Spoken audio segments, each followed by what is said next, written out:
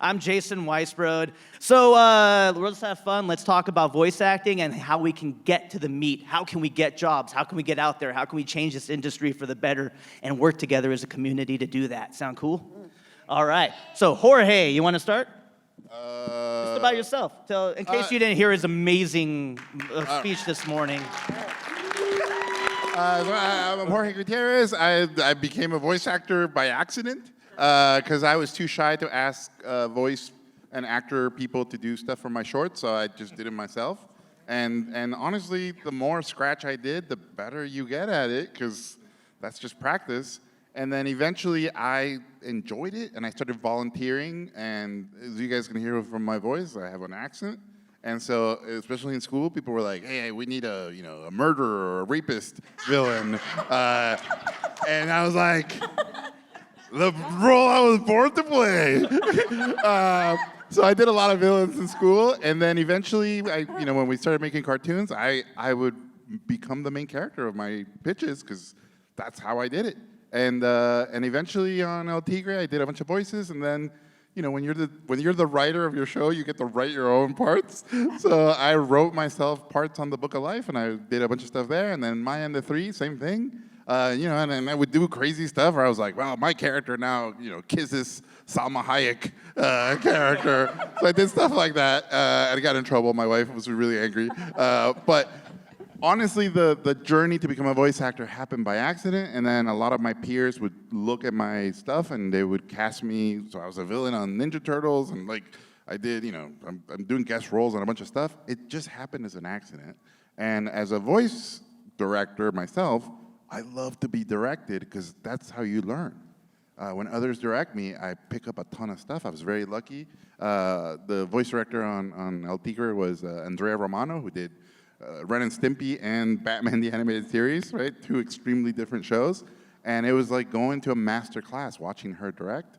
And then in our voice industry, what's happening now, which I think is really good, is if a show has an autistic character, for the first time now they're casting actual autistic people to voice these characters. So this is a new world, and hopefully we're all a part of it. So This is a magical time for voice acting and diversity. Great. Awesome. Dominique? Yo, yo. Yo, yo, yo. Dominique Brown here, a.k.a. D Cool, singer, songwriter, musician. When I was a little kid, I've always asked for a bunch of instruments, would not shut up about them, always wanted to be in the entertainment world. And it was by the 8th grade when all my peers in elementary school said, Dominique's got a great voice, awesome voice, Dominique. I just said, you know what, I'm gonna do it. I'm gonna be in the entertainment world. And I've done a lot of great things, but did two plays at the Santa Monica Playhouse in a teenage drama workshop. Met Jason and Garth at the Miracle Project. And it's been a wild ride. I got music on iTunes. I'm a recurring cast member on the Netflix show Atypical, and I got to guest star in the show 911, and you might even see me in the movie Please Stand By with Dakota Fanning. And for the voice acting side, we're currently working with the Speech Kingdom app. Yes, where I'm playing a teacher, and besides that, I grew up all around in the world of comedy. My Three Stooges band. Hey, Mo, Larry! Robin Williams, all the greats in the world, and it just feels good to be here. Yeah, Dominique. All right, Renaissance man. Cathy McAuley. Hi, everybody. So I started when I was 5 years old. And I told my parents that I wanted to try out for the show at Long Beach Civic Lake Opera, and it was Sound of Music. And I walked in, and I walked right to the director, and I said, okay, when do I start? And he's like, well, you have to audition. So I auditioned, and the very first night, I remember my mom saying, just keep going no matter what happens. So I went, the sun is gone to bed, and so must, I was too close to the lip, boom, into the orchestra pit. And they lifted me up, and it stopped the show, and I went up to the director, and I said, excuse me, can I go into the pit every night? And he looked at my parents, and he said, it's over. She is never gonna do anything else but this. And after that, then I went into doing commercials, which a lot of voiceover actors start that way. Because if you're wacky, zany, and kind of do, kind of kooky kind of characters, they want the same voice that's on the on-camera as they do in the radio spot. And that's how I kind of fell into it too. And they started just booking me, and then the voiceover people said, come here. And so I signed with them, and then television, film, and of course, my love is stage. And I had a wonderful opportunity for 10 years, basically, being on the road with Tim Conway and Harvey Korman and doing The Odd Couple, until Neil Simon said, hey, Tim, you know what? You're funny. Write your own stuff. So then he did, and we did a Broadway show called Just for Laughs, Gates and Mills, and he put me in 3 fat suits, headgear, and a lazy eye. So it's been downhill from there. But no, and then I fell into working by just accident. My daughter had to do an internship, and Danny Bowman, who went to Woodbury University, as did my daughter, said, oh, come over to Spectrum Laboratory and, work with me, and you'll get your hours. And I walked in, and I met Jason, and Jason said, voiceover. Yes. Can you come Saturday? Yes. Teach my class. So I went in, and I met all these people that I am in complete love with. And 2.5 hours later, someone asked me, do we get to keep you? Oh. Are you ours? I'm going to start crying. And I mean, being a mom, they had me at hello. And the fact that they're in their early 20s, and I can say to them, I need a little bit of Don Knotts. And they go, Don Knotts as in you want like, Andy Griffith Don Knotts, or you want Mr. Lippett? And when most 20-year-olds go, that was before my time. These guys, nobody is before their time. And they're just absolutely amazing. And one of my actors right there, Tyler Berman, today is, raise your hand, Tyler, because you are the voice of God for all of the announcements that you've heard today. You've been hearing his voice all day. And so that's it, and then I'll tell you more later, but now, Kristin. my new best friend. Hi, everyone. My name is Kristin Paiva. I am a casting director. I was formerly with the Walt Disney Company. I just recently left, but I was with Disney for a little over 18 years. I was in the entertainment industry for almost my entire time with Disney, working in talent relations and casting.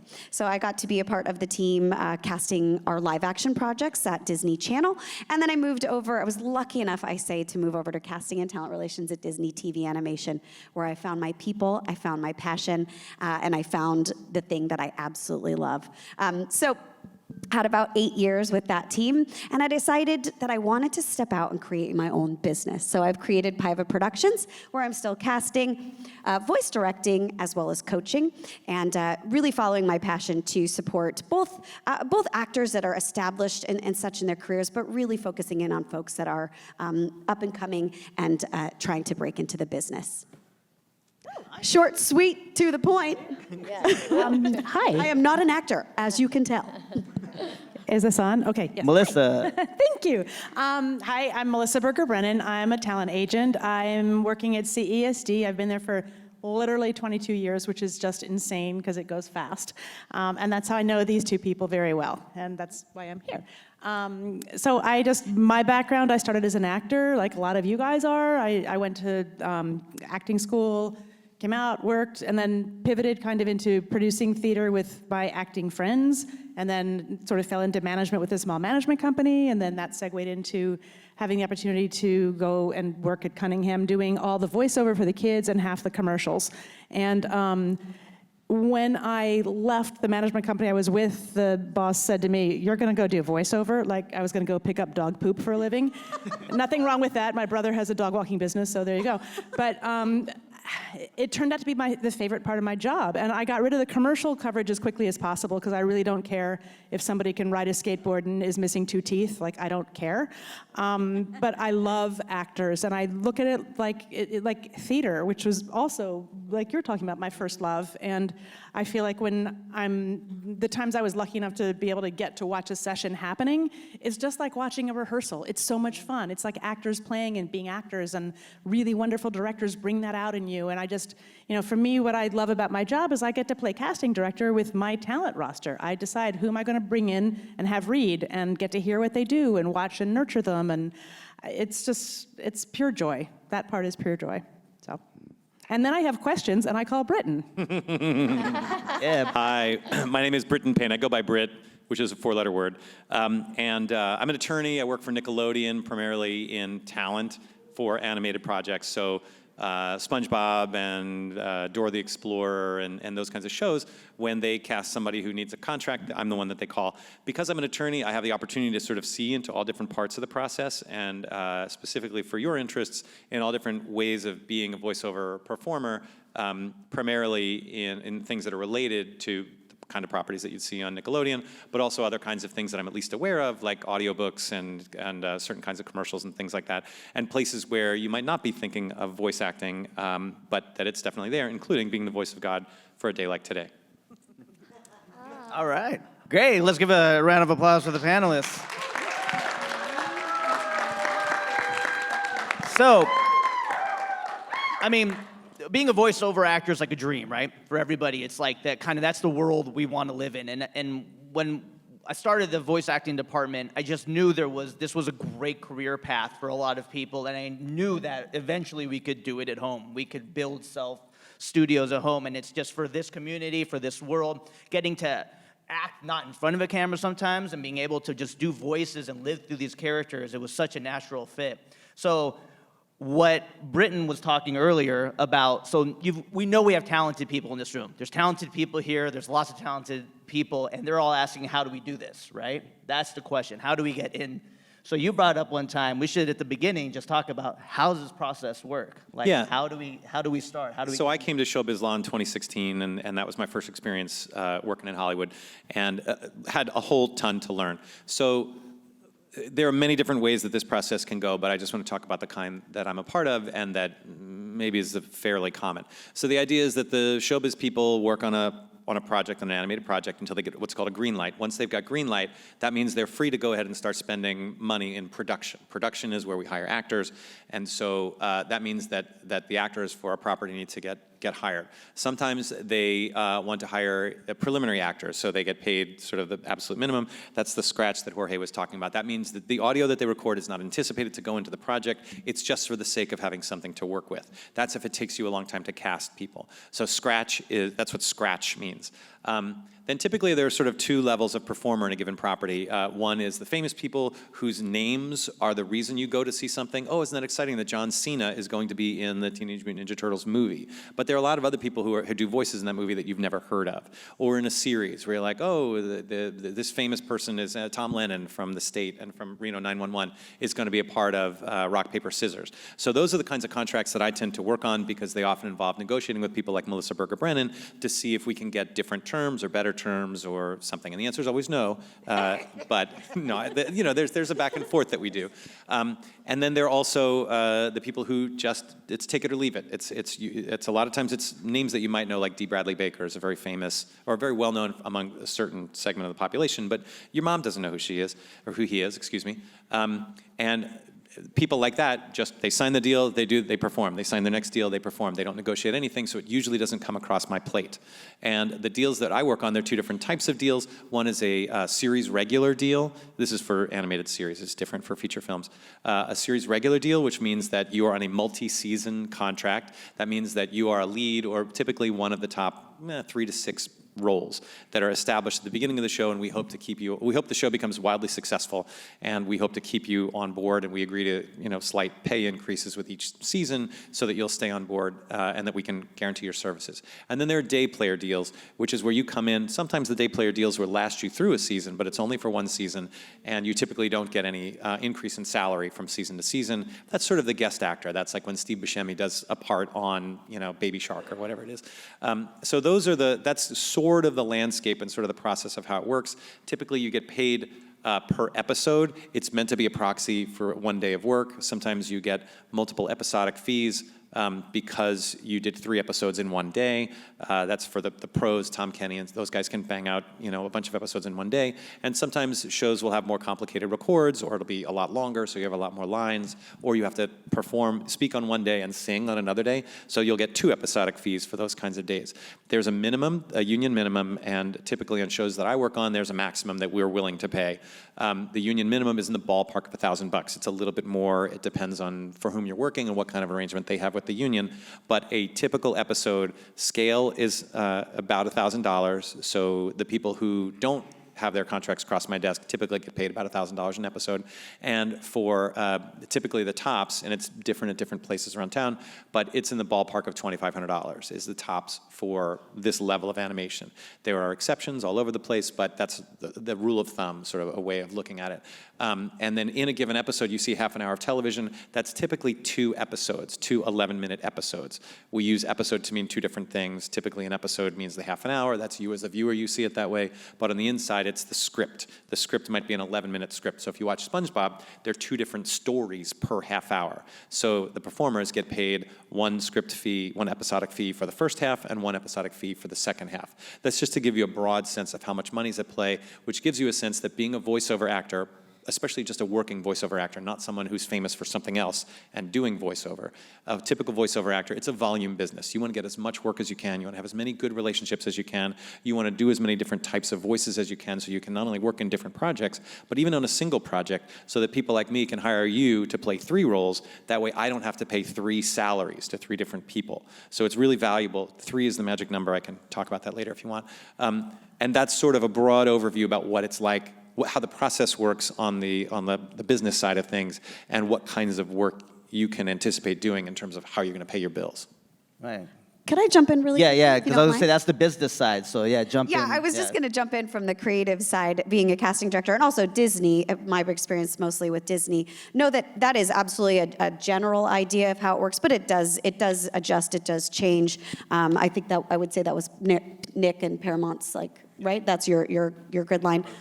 And Warner Brothers. But know that while that is a good baseline, there will be adjustments and changes as well throughout. Yeah. And one more thing, Oh yeah, residuals. please. Yeah. Residuals, that's a big deal too, because if you're a working voice actor and you're on a bunch of shows, when it reruns, you get paid something. And there's a plus 10% you need to pay your agent, don't forget. I'm just saying. Right. So we're all talking here about the business side, right, of getting into the business, and once you're in the business and contracts and all that. But there's a lot of people here who just like making voices, right? They just like performing, getting voices.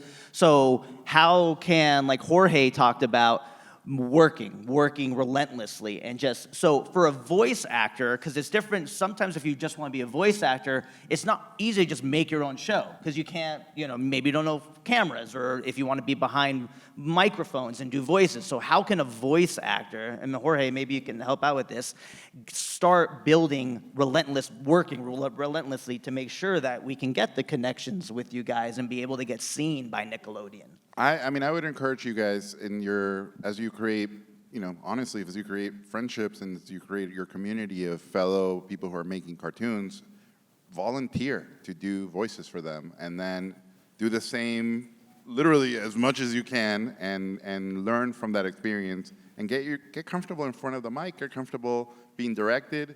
A lot of I got hit early on where I would go to these records and they go, give me 3 takes, and you do the line however you think it should be done, and then you do a variation, and you do a 3rd variation. Early on, I thought, as long as they're different, it's good. And then later I found out, no, all 3 should be good. It's almost like you're a cook, and every meal should be delicious, and they should pick the one they want to serve in the menu. Because I would do a crazy one at the end, and I learned really fast you shouldn't do that. So that's just experience, right? The more you do it, and as I watch other voice actors do the takes, a lot of it, especially in television animation, the direction becomes really specific. They literally go, hit the in this word faster, end abruptly here. Like the way they talk about the performance, the timing becomes so important, especially if you're doing a big production where things are going really fast. So I had to learn really fast not to take that stuff personal, but it's a really big part of it. And I think when you're doing your own stuff and you're having fun, a lot of that, you're not aware of those things because you're the person who wrote the dialogue, you're the person who is directing yourself. And so when you're acting, you're basically acting for you. But when you start doing it professionally and you start doing it for a voice director or for a show, they have a very specific vision, and your performance has to fit into this puzzle. And the better you fit into the puzzle, the more smooth the production goes. And so those are two very different skills. But you can't get to that stuff until you get enough performances early on that are unique and funny and weird and enough to get you that gig. So it's two different things. And another thing that happened to me was being really good at mimicking doesn't mean you're really good at acting. Those are, again, very different skills. And some people were really good at mimicking a character from Family Guy or Simpsons or any of these shows, but then the moment you try to do the acting, it wasn't working. Or the opposite of that, where they were good at acting, but it wasn't good at acting for animation, which is sometimes very specific. And so they would act with their faces and with their whole body. And when you do in voice acting, no one can see your face. Everything has to be in the voice. And so you can hear when someone smiles and when they're talking. You can hear it. So all those things are skills you slowly start developing. Can I jump on that? Yeah. Okay, so number one, y'all, train. Train. Train. Because the one great thing about training is, well, with Spectrum Laboratory, we start beginning, intermediate, we go to advanced. Before you can move on, we do your demo reel. And I would put our demo reels up against anybody's. I've been doing it for a long time, since the beginning of time, since like when they had a rock and that's how you did your, so I mean, they're very specific to you. That's why I give all my actors a questionnaire of what you like, because then you're already halfway there. If you're vested in Mario or you're vested in Kellogg's, you already have an affinity for that. So your intent is already there. So I would, and always also why you train. Okay, let's say you have an audition tomorrow, but let's say you do something in class and you just slay and everybody's going nuts. You walk into casting the next day and you haven't been obsessing the night before, going, oh, what should I wear? Should I do it again? Maybe I should be funnier, but obviously I don't really want that. You walk in from having done class and you slayed, and you walk in with a totally different point of view, because it's not about just the audition, I have to get it. You're walking in with just a confidence. And the more you train, the more you learn. Like when you're saying, if I said this, okay, hello, or if I said hello, you can tell I'm smiling, right? So there is so much to learn, and not only from myself, because I'm fabulous, but seriously, Obviously. because you listen to your other actors that are in the room, and you hear what they're doing, and you go, oh, wait, that was really good. And you have your own take, and there can only be one of each of you. Just like we have one dental record, one thumbprint, there's only your voice. No one has lived your life. So when they say, be yourself, really be yourself, because nobody else can be Atticus or Jake or Tyler. These are the people that I know.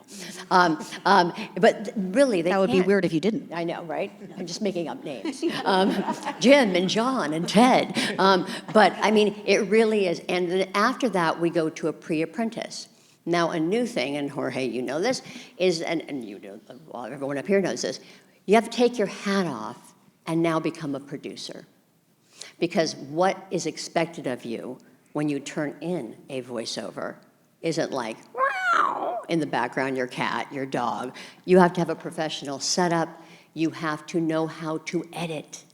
And whether it's Twisted Wave or whether it's, on Pro Tools or Audacity, any of those, you have to know and be really good at not being an actor and go, that was so funny.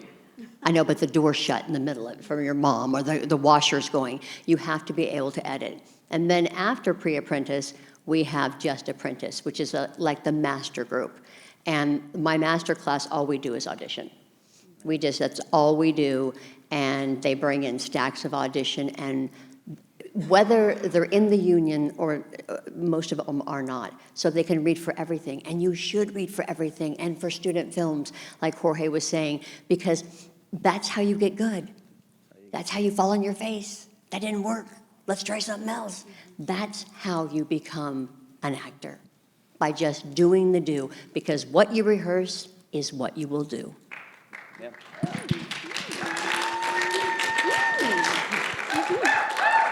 And I mean, from the casting and the agent side, honestly, voice acting is such a skill. And one of the things a lot of people don't realize is it's an art form, the microphone, talking on a microphone, learning how to be in a studio and talk in the microphone and do it correctly and not too loud and not too low and popping those P's and all that stuff. And so if you can produce a really great reel and then be in a community of people who are making cartoons and doing all that training, you're gonna meet people, you're gonna start to make connections, and so you're gonna start developing your reel, you're gonna start developing your personality, your voice, doing different voices. So from the casting and from the agency side of things, how important, in your opinion, is a highly quality professional reel, and knowing that they're in training programs and that kind of stuff? Well, it's interesting because I work with a lot of young talent, like kids, teens, and into the 20s, and a lot of people who are new to voiceover who are really good actors, and I know that it translates. Again, theater background and what you're saying, train, yes. So when somebody comes with a really great reel, yeah, I'll take a look at that, but I also know that you can doctor the heck out of that. Like, that's not what I'm necessarily going to be getting when you're reading. So I always have people read because I want to hear what can you do. And my preference with reels is not when it's overproduced and you hear, knock, knock, knock, door opening. Like, I don't want that. I just want to hear like the naked voice. I mean, that's it. And what I look for when I have my actors put something together, I'll be like, find your emotional ranges in there. And also, are you the bully? Are you being picked on? Are you trying to seduce someone? Are you trying to blow them off? Like things like that. And then you find, because not everybody can do a bunch of voices, because it all comes down to the acting and the emotional content. And I want to know, when I'm listening to an audition, I close my eyes. Can I see what's going on? Is it that real to you that's there? That's so important. And I just lost my train of thought. Oh my goodness. Well, I wanted to say a little thing which gets us derailed a little bit from it, just sort of the process, because Britton talked about the overview of all of it, but kind of the nuts and bolts of how things go on. It's like Kristin's in casting. So she will find out what it is they're casting, and she will release what they call a breakdown, like a list of the roles and what they're looking for. And then I get that, and I look at that, and I go, okay, who do I have who's right for it? And she gives me sides for people to audition with, and then I put that out to my talent, who then send in their reads, and then I send them back to Kristin, and she then takes it to myself. I listen to all of them, and then I take selects and send those to the creative producers on the show. And they'll take their selects from there, and we'll do a callback typically from that point. We hope to find the voice at that point. Doesn't always happen. I've certainly had cases where we've had ongoing castings, but hopefully in that callback we'll find the right person. Typically this happens in pilot stage as well. How many voices do you listen to when they come in from Melissa and all the other agents like her, and how many voices from that larger group do you end up pushing up to the relevant executive? Yeah, that's a great question. So if it's a very specific role, we might see somewhere around the number of 200 auditions per person. That's very specific. More often, however, we're seeing a little over 1,000. So 1,050, 1,100, 1,200 per character. And we will listen to every single one of those. And every single one of those auditions gets the exact same chance. 1,199 gets the same opportunity as number one. But that's why you also want to be great from the beginning. I do know one casting director who will listen to everything all the way through and then sometimes call back. She's an absolute unicorn and a bit of a lunatic because nobody does that. Like they can't do that and stay sane. So you want to, if you have 2 takes that you're doing, make sure the first one is killer so that they want to listen to the second one. And that the second one is not just a shadow of the first one, but it's completely different, which is another thing that goes back to the reel. I was on a panel one time with a casting executive who said that, like he's listening to the reel that somebody submits and it has to grab him on the first voice. And if the second voice sounds anything like the first voice, he turns it off. Why is he gonna listen to hear the third voice? Like everything has to be, you're baiting your hook and throwing it out there. And then something else that I find really creative that I really enjoy is to go outside the box. Like if they're asking for something specific, I try and think, well, what's maybe outside it? Because I know you're gonna be hearing 2,000 of something. And so this is actually a funny story, and Kristin knows who I'm talking about, so we're not gonna drop names. But one time this breakdown came out and they wanted a battled, grizzled veteran unicorn. Okay. So I saw Platoon, Willem Dafoe was battle grizzled, and he was in his 20s. So I sent a lot of, I did overdo and sent to a lot of people. Then we kind of sent a lot back in, and then I got kind of my wrist slapped because what they wanted was somebody who was probably in his 50s. I'm like, well, if you want Graham McTavish to be your battle-weary unicorn, tell me that, and I won't read my 22-year-olds. But like, tell me that. And then I actually was having a conversation similar to that with a games casting director, and I said, well, look, because sometimes I'll send out my games things because they come in with a whole bunch of roles, and I just send them out because I'm like, people know themselves. I want you to see it. I want you to read it. I want you to figure it out. Send it in. I mean, if somebody's reading for, and they're a 20-year-old boy and they're reading for the 97-year-old grandma, not so much. They're going to find, D. Bradley Baker or somebody to do that, not from my roster. But I said something like that to this games director, casting director, voice director, and he's like, but I want to hear it because sometimes they don't know. And sometimes the outside the box idea is what they want. Like they've been hearing this, but then they hear that and they go, oh my God, that's great, pivot, and there it goes. And actually, if anybody knows the show Avatar: The Last Airbender, the OG one, so, woo! I'm just saying, I was a little baby agent. I put 3 people on that show, and I was mad I didn't have 5. But anyway, I have Mae Whitman and Jack DeSena and Jessie Flower, now Michaela Murphy, because she picked her stage name when she was 9, and she pivoted back to her other name. But anyway, so Jack DeSena is a great example of this because they didn't think of Sokka as being funny, and Jack was coming off of all that, and he's hilarious and dark and whiny, and so it completely pivoted what they were looking for when they heard his read. And to loop it back to Andrea Romano, like she was a brilliant casting director and did that. So that's it. Now I'll stop talking. Yeah, and then to go back to Britt's question or comment at the beginning here, of those auditions of 1,000 plus per character, I'll typically cull it down to about 25 max, and send 25 per character, and if we're lucky to get that. But Melissa's exactly right. What's so interesting, it's a fascinating phenomenon that I talk about very often, is that somewhere in the range of 95 to 98% of these auditions that are coming in sound exactly the same. Because everyone's following the copy so tightly. To go back to your comment, to go to your comments, we really want you as casting directors to bring yourself to these roles.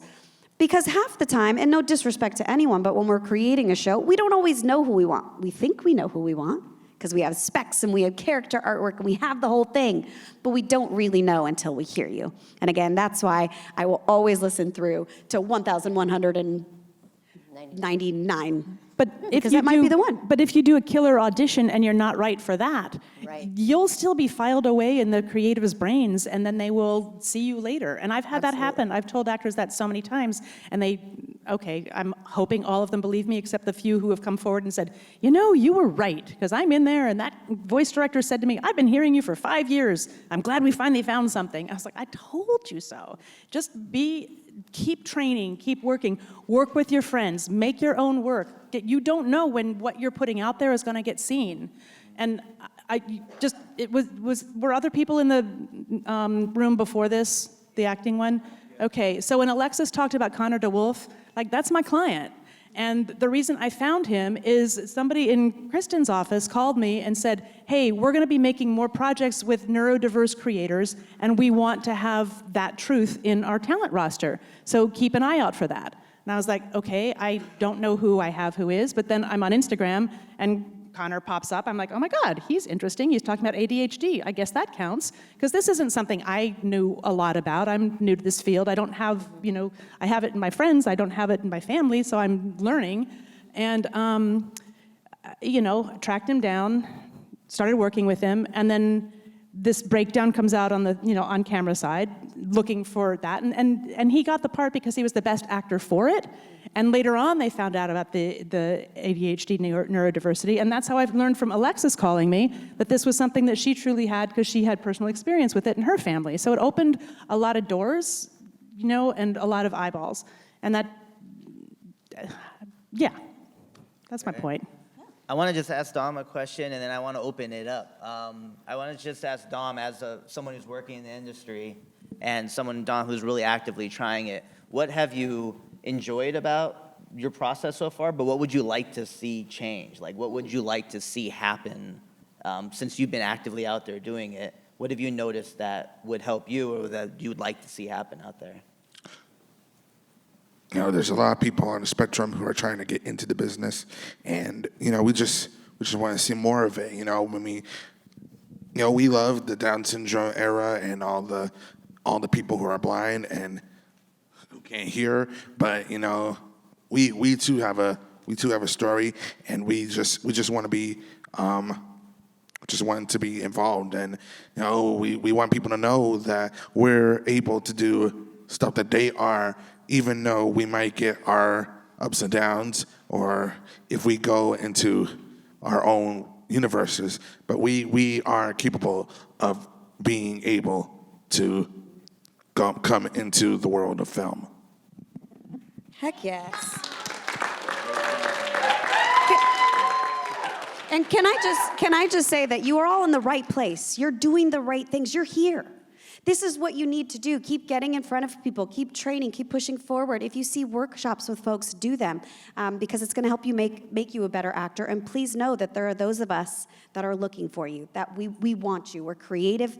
I consider myself, like I said, a creative casting director, and that means we want the best possible person for every single role. And that includes you.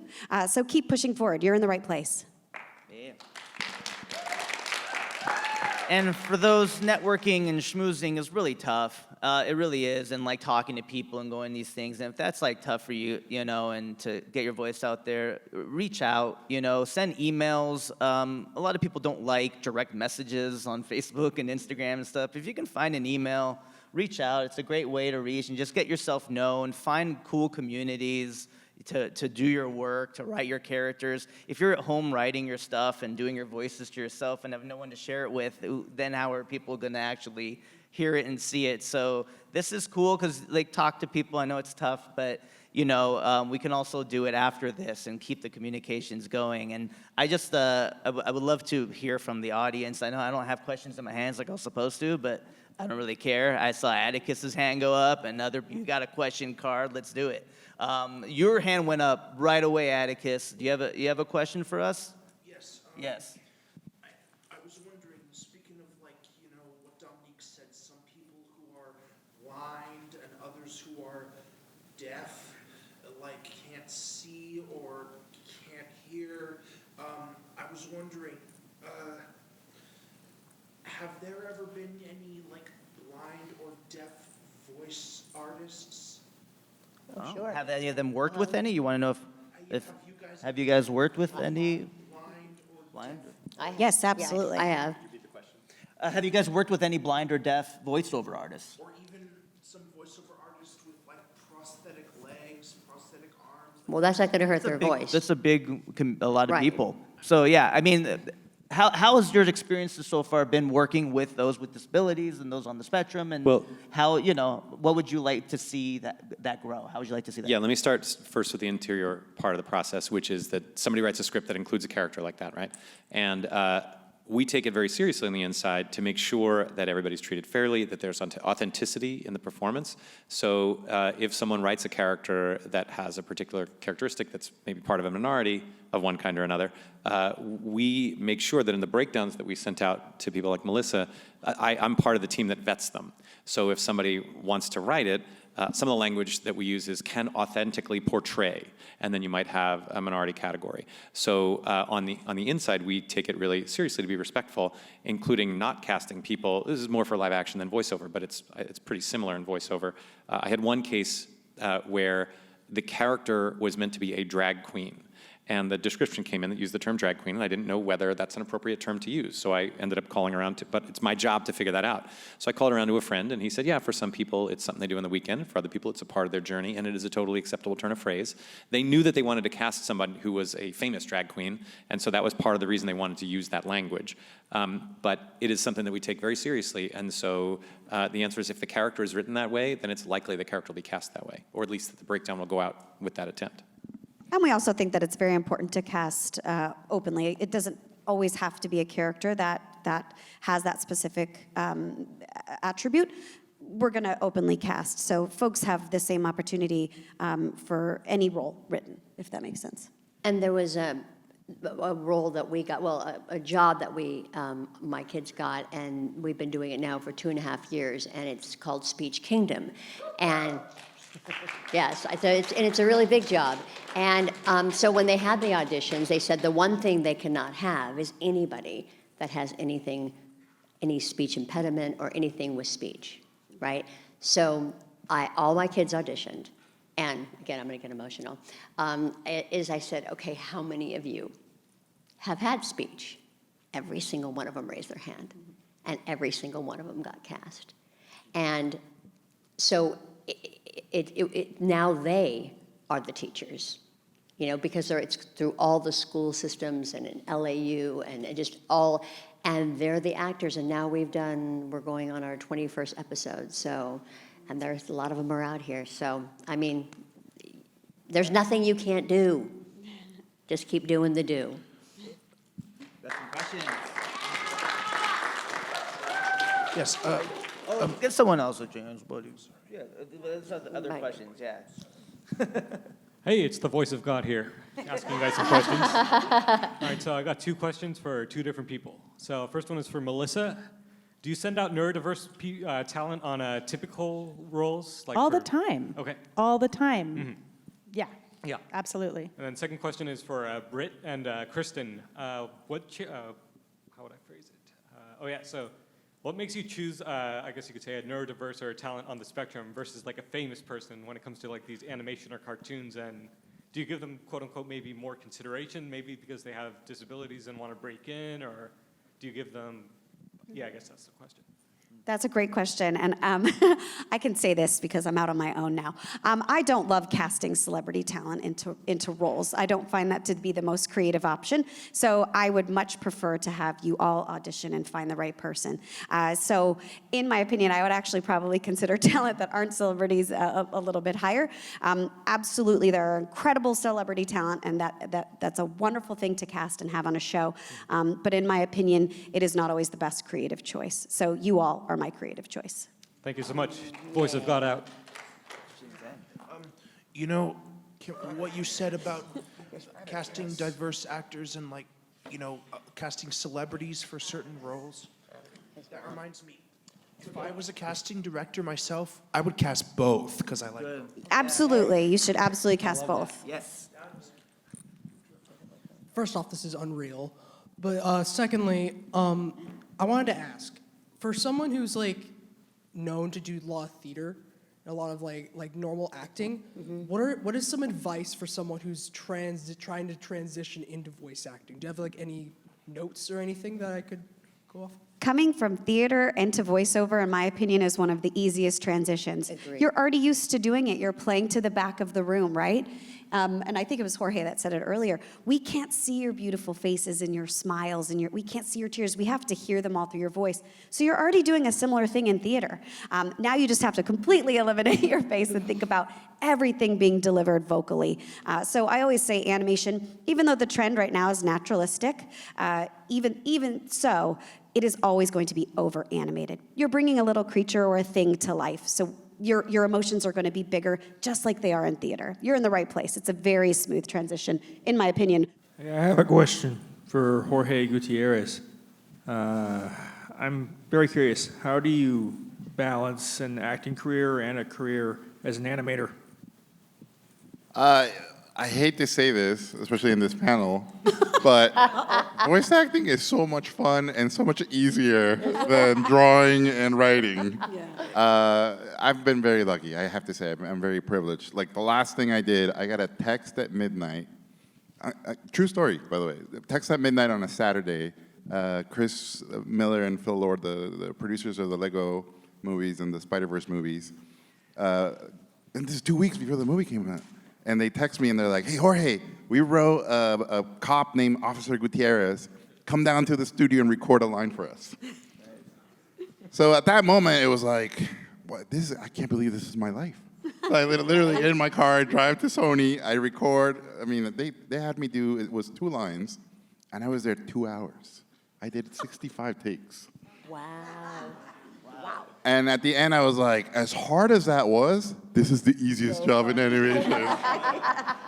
So when the movie comes out, it makes tons of money, and it's nominated for an Oscar, and it doesn't win an Oscar, I was like, oh, we lost the Oscar. But I invested 2 hours in this movie compared to everybody else. But I feel really privileged. The only thing I will say about voice acting is the rejection that happens, because I'm used to, and I'm sure for you guys, for people who voice act, there's a different sensibility. But for me, what took me a while to figure out was when I would get drawings rejected or a script rejected or any of my artwork rejected, I would put the thing in front of somebody and they rejected it. So I always felt like they're not rejecting me, they're rejecting the work. And in voice acting, when I would do auditions and I wouldn't get the role, it was hard to go, oh no, it is me. They are rejecting me. So now I train myself to go, no, what came out of my mouth, that's the work. So putting that wall between you and the thing so that when rejection happens, you don't take it personally. Because a lot of my voice actor friends, they're like, oh, you have to get used to rejection. It's just part of the gig. Process. And even if your work is amazing, you might not be the right ingredient for that recipe. And it doesn't mean you're a bad actor, it just means you're not good for that specific role that they need. And that took me a little while to get. Sure. Yeah. Is this thing on? Okay, yeah, here we go. All right, Kristin, what is the deal with having like 200 of certain, what's the deal with that? You mean 200 auditions? Yeah, what's the deal with that? What's the deal with the number? Yeah. Oh, we're shutting the house down. Woo, woo. It's the Last spirit call, of Tom last Kenny. call. The auditorium did not like waitresses. my answer. They didn't want it. Basically, just what I'm saying there is if I have a very specific role, whoa, crikey. I have ADHD as well, guys. This is messing me up bad. What do I do? An actor improvises. 200 auditions. It's if the role is very specific. So we'd have a lower number of auditions if it's very specific. More often than not, it's going to be way more than that we're listening to. Basically, there's a lot of people who go out for parts. So what Jorge said about rejection, take that, go out there, do your best job, sing Let It Go when you leave the audition, and just focus on your own creative work and keep going. Do your best, lay it to do your rest. best. Next. That's Most of us at Spec Lab are trying to deal with that. Yeah, I say it every day. I used to sing Let It Go when I come out of an acting audition in the studio a lot as I ran away, because I would get in my head about it a lot. Yeah, I had a great friend, Sam Riegel, who said, you already don't have the job. Push it forward, do the thing, and move on with your lives, because you know what? That could have been the one. So don't dwell. You had a question. Yeah, I do. It's just for anyone who would like to answer the question, because I'm a non-binary voice actor, so I'm willing to do very much any voice that I would like to do, but the thing is, my worst fear is being typecasted, and that's, like, what do I do, like, once I start getting typecasted? Boy, if you're getting typecasted, that means you're working, right? I mean, that's wonderful, isn't it? If you're working, it's wonderful. That's a high-class problem. We have What do I do with all this money? television programs are starting to have more non-binary characters. And there is a commitment to cast non-binary performers in the roles, and at some level they're even proud of it. So it might take a minute for all that to sort of filter out, but there are going to be certain roles that you are part of this 200, a smaller group of potential performers to play the role. So, there are pros and cons of it, but I don't think stereotyping is one of them. I was just going to say I love non-binary talent because you can read on anything. Yeah. And for me, when I take somebody on, and it's not, if you only go out for the stuff here's the non-binary roles that are written, it's only this many. So I have an actor, Rye Chase, who, reads on boys, reads on girls, reads on non-binary, and works all over the spectrum, and is going to have a autobiography called I Am a Forever 14-Year-Old Teenage Boy, because that's what they tend to get cast in, but they're all over the place. And there's so much that's happening now in terms of diversity and inclusion, not just in neurodiversity, but in all kinds of diversity that was not part of this when I started 22 years ago. It's so exciting. There is a place for everybody. There really is. And if you're getting pinned into something, who's pinning you? And I would look at that, if it's maybe someone representing you, I would go back and make sure that they're aware that you should be getting auditions for both boys, both girls, and don't allow anyone to put you in a box, because we won't. And work on kid voices, because a lot of times they want over 18 to play younger. And you're in a situation where your voice is not going to change. Britton and I got real chummy over our different Lincoln Louds, I think we've had, 3 of them together at this point? We won't talk about that. Voices keep changing. Yeah, they hire Lincoln Loud. He's good for a year and a half, and Yeah. out with him, in with the next. I say tell your story. Jorge said it earlier, your voice is your story. And even in voice acting, it's your voice. So that's your voice. Find ways to tell your story. So if it's a similar character, it can be different, but it's still your voice, your character. If people are hiring you because they like your voice and they like your story, then that's an amazing thing. And that's what Jorge was talking about earlier, is a lot of his characters, a lot of his stories have similar themes. It's not like typecasting, but in a way, it's like you're telling your story in all your projects. So just keep telling your story. And that was one of the things that find ways to tell your story through voice acting, through drawing, through whatever you love and do. Just keep telling your story, And keep your skill set sharp. It all comes back to training and working and staying in shape with that. It really does. The things that you're doing in your acting class, those characters and roles that you find are things that you'll take with you when you get hired on a job in the booth. It just is. And you could be in there, and like Britton was saying earlier, they can get 3 voices out of an actor for the price of 1. They're going to like that. So you'll pull in and do something different that you learned in that class that was a success. You keep that in your pocket and bring that out when you're hired to do something else, because that's only yours and it's part of your vocabulary. Your voiceover toolbox. Now, my actors will kill me if I don't ask this really quick to Melissa. If actors are seeking representation, what is the best way for you to listen to them, or how would they go about that? For me, a lot of it is referral, but because I am always so busy, I can't always open every email that's coming in with people asking. But if I get a call, more likely email, because nobody ever talks anymore, from a casting director or a client that I have, or if I see somebody on something, or like I said, I found Connor off of the Instagram stuff he was doing, and I thought, oh my God, he's so funny. I bet he'd be good at voiceover. He'd never done it. He just had something where he was doing 3 or 4 different characters in it, and I thought, you can do VO, So lots of different ways. Theater, go to a play and do that. Oh, great. Okay, guys, we have enough time for 2 more questions. I'm going to take these 2 gentlemen right here because I've already made promises. We've got closing ceremonies that's going to start in 5 minutes. So once we're done with these questions, rush on over. If you guys want to get a head start, go ahead. But let's give it 2 more questions, okay? Hi. So for actors who kind of struggle with, because I know somebody mentioned being too in your head, and I guess it kind of goes for actors that kind of are stuck in their heads, like they do take after take after take after take, or for theater actors who kind of also struggle with stage fright, what is the best way to get yourself out of that mindset of oh, what if I do it like this, or having those nerves and anxiety? What's the best way how can you tell if an actor is struggling and they want something to help them out of that little you just gotta tell yourself that you're gonna do. You don't be scared. You're gonna do your best. I mean, if you mess up, you know, better luck next time. You know, everybody's got everybody probably has that kind of way in the world, but you know, you just gotta keep going and keep passing through, and you just gotta remind yourself to dream big, because you got that true gift inside of you. Absolutely.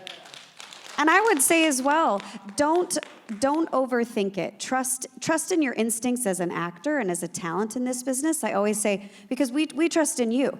Again, it's your performance that we want to hear and your take on the character. So I always suggest going through it first as an actor and then coming back through one pass as a director. Allowing yourself that one pass, let your director sit on your shoulder, and don't overthink it. If you're happy and you think it was fun, I promise we will too. How are you guys doing? Hey, Josh. Great. How are you? Hi, Josh. Good. How do you guys get in touch with like casting or anyone in the entertainment business, or you guys in general? How do you get in touch with them? That is a great question, and a question that we get all the time. You know, I think everyone has a different opinion. Everyone has a different preference for approach. I love to connect with talent on LinkedIn. I think it's a great way to meet you, but I would say make authentic connections with people. I have heard some folks telling actors to go out there and connect with casting directors or agents on LinkedIn and go in and say, hey, I'm so-and-so. If you need me, I'm here. And I will say that is an impossible request. Typically, I rely on amazing agents like Melissa, because that job is huge, and it would be impossible for me to keep a talent roster like that in that sense. So I would say make authentic connections with people, and I know that can be hard, but do it in a way that is you. If coming to these things and talking to people is something that you are comfortable with, great, do that. If it is connecting online or telling a story, or you know, let's say, Jorge, you're like, oh my goodness, I love the Book of Life, which P.S. I do, huge fan. So, you know, that could be an authentic connection point, right? Say, oh my gosh, I love that project that you did. So connecting with people in authentic ways, I think, is the best way to do it. But also in meeting with them in different workshops and different things, you can learn different ways to meet and the ways that people prefer it most. I would agree with that. I don't like it when somebody DMs me on Instagram. I'm like, delete. Or I've had times where I have an out of office on with my cell on there, and someone's texting me like, you know, and it says very clearly if it's urgent. I'm like, yeah, it might be urgent to you. It's not urgent to me, you know, like block. So it's hard, but also that's why training is so important, and keeping your relationships up with that, with teachers, with, you know, showcasing, like, because there are people who are out there looking for new and fresh, and we look there. We do. Yeah, and make things and put them out there. This is something my son just did with a couple of his friends. He really likes reading this particular kind of Spider-Man comic book from the 70s, but they're very short stories. So if you get a couple of buddies together, that can be the visuals for something that you guys decide to make. You just read the lines from a comic book, edit it together using very simple editing software that tells a story. Maybe you can pick a short story so it's only 2 minutes long or 3 minutes long or something like that, but it gives you the opportunity to play Spider-Man or Electro or Mary Jane or whoever other characters you think you would be good at playing. Comic books are a great place to look to provide visuals for a short film that you can make. Technically an animated film, just you don't have to have any animation skills. You get to show off your voice acting skills. Yeah, absolutely. Do the things that you are comfortable doing and that showcase you. But I always say be findable, right? So if you do have certain things like that you're comfortable doing, if you really love D&D, get online, do that with your friends. If you like stand-up, go do that thing, because there are those of us that are scouting and looking for you as well. It's very true. Yeah, and have your contact information be findable. Be findable. That's really the point. Yeah, social media. Good. Be findable. Absolutely amazing panel, guys. Why don't we give them a round of applause?